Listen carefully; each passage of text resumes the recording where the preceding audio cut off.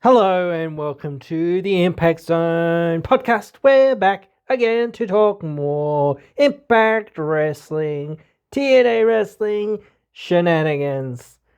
Alright, so we're now here to talk about a little bit of Slammiversary updates. Now, I want to say before we get going too far, too fast, too hard, and whatnot, that they have announced the post Slammiversary episodes. I thought that they were going to do a live episode, and they are, which is cool. So on Thursday, July 24th, they are going to be at the Ryan Center in Kingston, Rhode Island, and then for a taping on the Friday. So that is live there on Thursday. So yeah, that is cool that we're finally, up to date with that. Now, regarding something that isn't announced yet or isn't, I don't know what's going on with it yet, but whatever. Killer Kelly versus Marsha. Now, I assumed, perhaps like a dummy, that was going to be, announced for Slammiversary. But it's not. It's like 2 weeks from now, which is not next week, but the week after. But still, I do feel like they're pretty much leading into Slammiversary. Like, you can't be having this match and it be like, not leading to something at Slammiversary, in my opinion. You're not just doing this just to, swerve people or whatever into thinking that they're not going to get something at Slammiversary, because it's like, well, you've got no time to build anything else. So obviously, again, that's to build a different stipulation or whatever else it is. They've already had a chain match or a dog collar match, whatever. So you start to wonder what they kind of do there. But that is the one sort of question mark hanging there with that, because it is something that does feel like it's very clear, kind of where we're going, kind of with that, or at least in some sense of the word. I thought I knew what was going on with the world title scene, but I don't, apparently. But that's good sometimes. Sometimes because it's like, you start feeling like, oh, well, what's going on here? What's going on there? I do want to talk about it at some point, but I think we'll wait and we'll see, because I am interested in seeing if, they're going to go down the route with Macklin in it, or like I thought it was going to be like a 5-way or a 6-way or something for a while, but I don't know. Like, wouldn't mind seeing Macklin win the title. I think he deserves it. I'm wondering if, you start saying that, is he going to be a dual champion or whatever, or is he going to drop the international title? I mean, I don't know. Like, I keep saying that the international title is, like, I don't know whether it's that necessary. I think it was useful, or it has been useful of late, since, like, you're trying to tell this story with Trick not being the champion that people want him to be or whatever. But a lot of people kind of want Santana to be the champion, and it's been a long time coming for Santana. It has been a long time coming for Macklin in many ways, as well. So I don't know, but still, yeah, it is complicated, and it's like, I don't know what's the specific plans are here. So, but yeah. All right. Anyway, the legit only announcement that they've got thus far, well, thus far as we know, there's another match that I want to talk about. We'll talk about it afterwards, I guess, just to sort of finish off discussing things. But it is Moose versus Leon Slater for the X Division title. Now, this has been coming for a friggin' long time, and like, yeah, I think like, we've been talking about it for so long. It's been like in the works for so long. It's been brewing for so long. I don't know. It's just like, it does feel like that culmination. But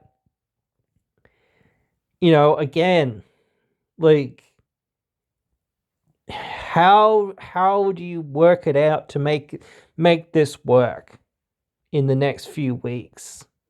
So that's where I'm at with that. Lastly, I will discuss that the inspiration versus the elegance brand, or whatever, the elegance tag team. So I think that is going to happen, probably. The I think that the elegance probably would lose their belts. Probably, maybe, possibly. But the problem with saying that, they're going to lose the belts is like, well, so what type thing as well. Still, it's like, yeah, so there's still no other tag teams in the division. So it's like, well, what are you going to do with people? And it is very much like I want to see more for the gals. I actually was thinking like it was like at some point they were going to introduce an international women's title, but now I'm thinking, why not an X Division, knockouts title? Like, that could work. I think that could actually work better because, like I said before, you've kind of got to get a thing that is kind of separate, but kind of focuses people on, building them up as like, you're not quite on that level of being the top person, but you've got to have a title that kind of is in a different direction. That's why the tag team titles were good in some ways, because it is, it's a division unto itself.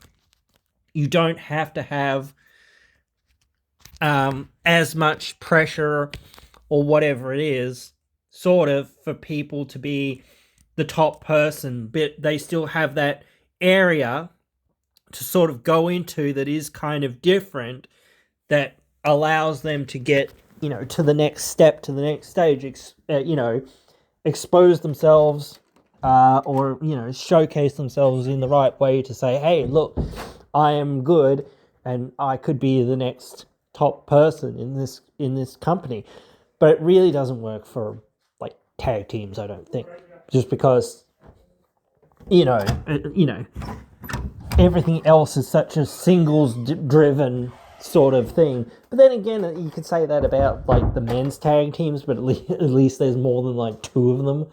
I mean, there have been like only two or three of them at certain times as well, but still, it is still a thing that they do.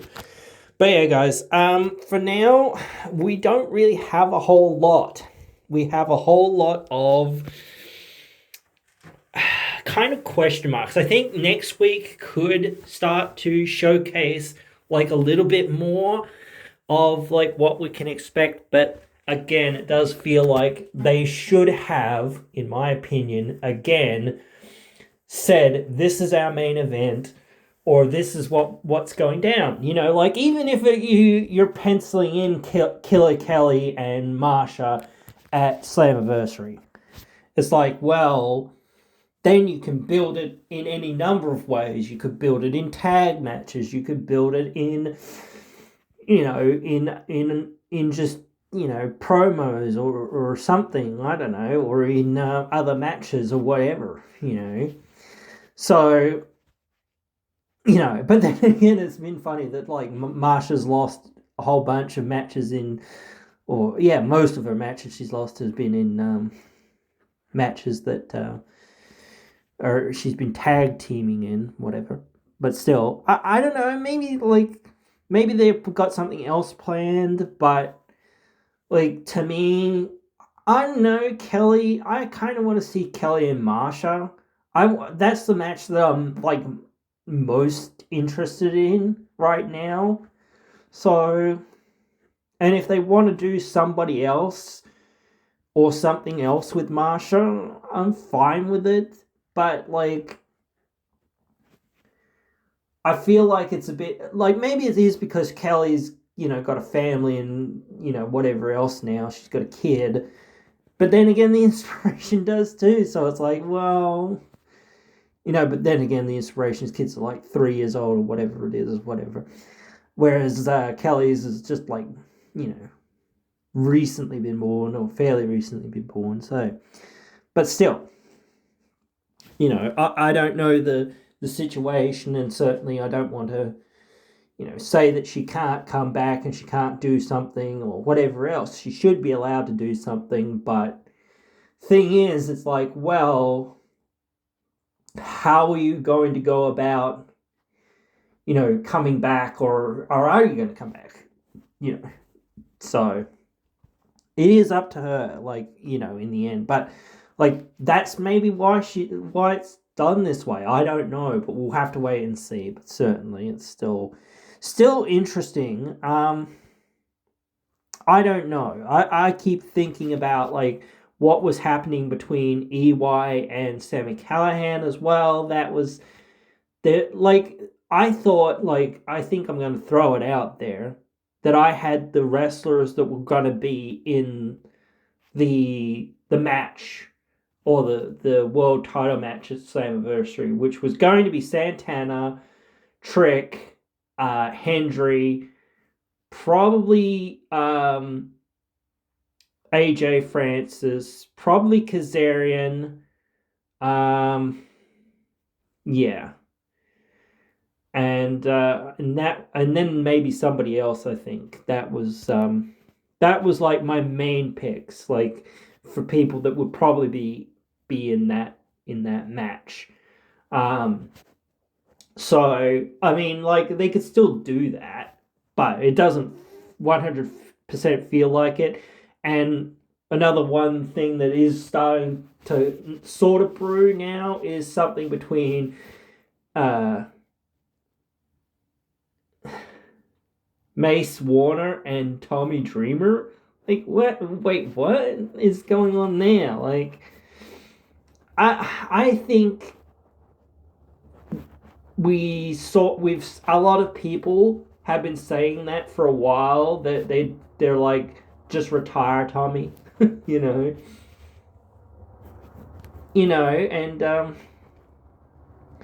if this was his last thing that he could, well, it might not be his last thing, but it might be one of like the proper last things that he does. Like, that could be good between him and Mace. Like, give them a program. Same with like Callahan and EY. Like, you could slot either one of them into the main event easily. But like, I would start thinking about putting Callahan in there, because like, he's the younger dude, like, so, getting him back to being in that position. But then again, maybe you keep that feud going until Slammiversary. I wouldn't mind.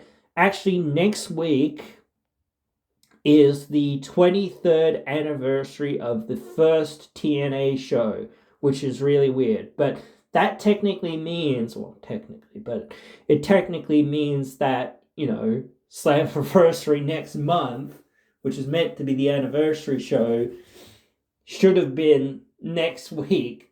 So realistically, they shouldn't have had Against All Odds, and they should have had Slammiversary coming next week, and they should have just, put everything together to say, hey, here's Slammiversary, and then have something else next month, and then, start to build the Bound for Glory, so, but yeah. I think some people perhaps were more interested in, the build to Slammiversary versus the history. So, I don't know. I can't wait to see it one way or the other in some ways, because it's like, it is one of those things, and I think Kevin Owens actually said something about this, and I even think that he talked to Shawn Michaels and some other people about this and said, hey, I'm always thinking, what's next? that's the way that it is for me as well. It's very much like, well, what's next? What's next? What's next? You know, like, and that is part of like analyzing wrestling in some ways, like thinking, okay, you know, like, and I'm not the greatest booker in the world, whatever, but you know, like I can think about how to book things, you know, because like you start thinking about where you're trying to go, like what's the goal, and then you say, okay, well, how do we get there, you know?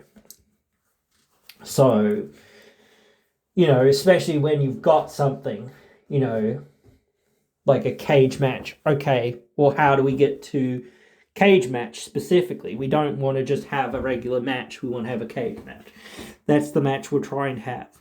So everything that we've got to tell a story about from here to there is that this is leading to some sort of cage match, you know. So that's where we're at, you know, like trying to build that. Oh, and that's another thing. Like, you can't just think about like one feud or another feud or whatever else it is. You've got to be thinking, okay, how do we get everybody, you know, doing something at, you know, at the next show, at the show, blah, blah, blah. So I hope that it does work out in that regard, because it is very important, you know, to build things up and see, you know, that show become the show that it needs to be. And, you know, one match ain't going to cut it.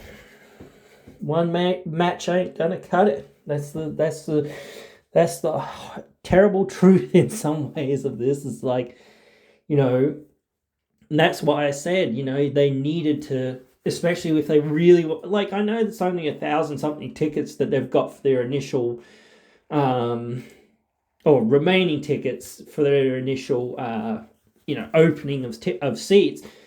But like when you look at that arena, like there's still like 10,000 something seats that they haven't even opened in that arena. So, or even more, I think, maybe more. But yeah, like, so again, like, I mean, this is definitely going to be, at the moment, the biggest TNA show ever, like, already. But, you know, again, we want that, we want to get that level of success where it's like, we're on par with AEW, we're on par with, like, NXT, we're on par with that. That's what we're on par with. We might not be on par with, you know, main roster WWE or whatever. But we're on par with like NXT and AEW, roughly, you know, more consistently. That's where we want to be, you know. So that then, again, people have to go, oh, you know, maybe TNA is better. Or maybe AEW is better. Or maybe TNA is better. You know, like, maybe I should tune into TNA.